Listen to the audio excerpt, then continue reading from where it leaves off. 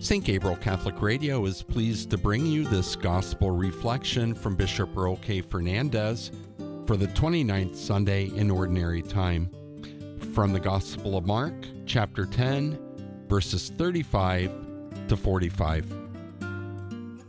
My dear friends in Christ, today we come to the 29th Sunday in Ordinary Time. Jesus is journeying with his disciples. He has just predicted for the third time in St. Mark's Gospel his passion. How do the disciples respond? They're going again, as they did on the second time prediction of Jesus' passion, discussing who would be the greatest. And this time, James and John, the sons of Zebedee, the sons of thunder, ask Jesus whether they can sit at his right or sit at his left when he comes into his kingdom. They are still thinking in a worldly way. They count on worldly power and human respect, the same way the rich young man last Sunday had depended upon his wealth. They want to sit one at the right, one at the left of Jesus when he comes into his glory, not understanding that Jesus' glory will be his passion, his crucifixion, and only then, after his death, his glorious resurrection. Jesus asks them, "Can you drink from the chalice from which I am to drink?" And they say, "We can." They do not know what they are saying. Certainly in the Acts of the Apostles, St. James will be amongst the first of the apostles to be put to death. "We can," they say, but this will be the chalice of suffering. Jesus himself, in the Garden of Gethsemane, will say, "Father, let this chalice pass from me, but not my will, but your will be done," because it is the bitter chalice of suffering. They want, James and John, they want all the glory without the passion. Some years ago, I met Cardinal Oscar Rodriguez Maradiaga, who's now Archbishop Emeritus of Tegucigalpa in Honduras.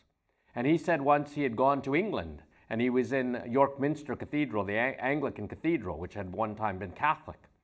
And they were wondering why so many people weren't coming to church, so they hired a marketing expert.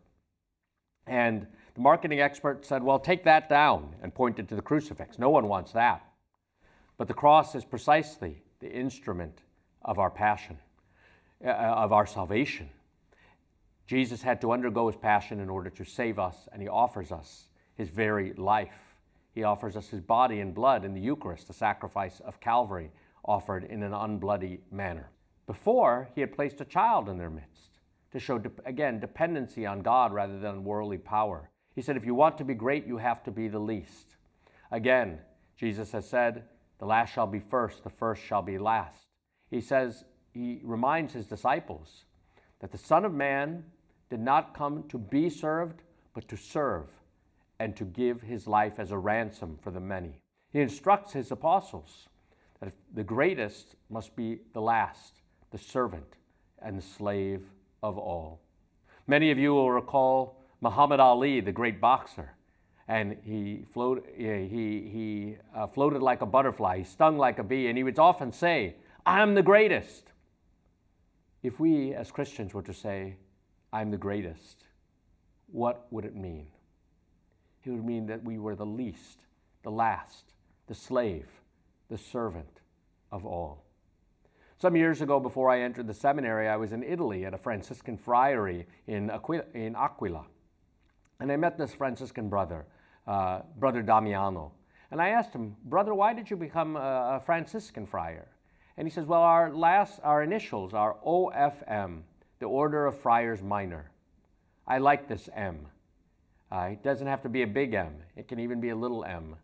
But I'm minor. I am least. And therefore I am a servant." And this is the true greatness of Christian life, to be a servant and to give our lives over for others. Thanks for joining us for this gospel reflection from Bishop Earl K. Fernandes for the 29th Sunday in Ordinary Time. If you'd like to listen to it again or share it with a friend or family member, please visit the Bishop's podcast page at stgabrielradio.com.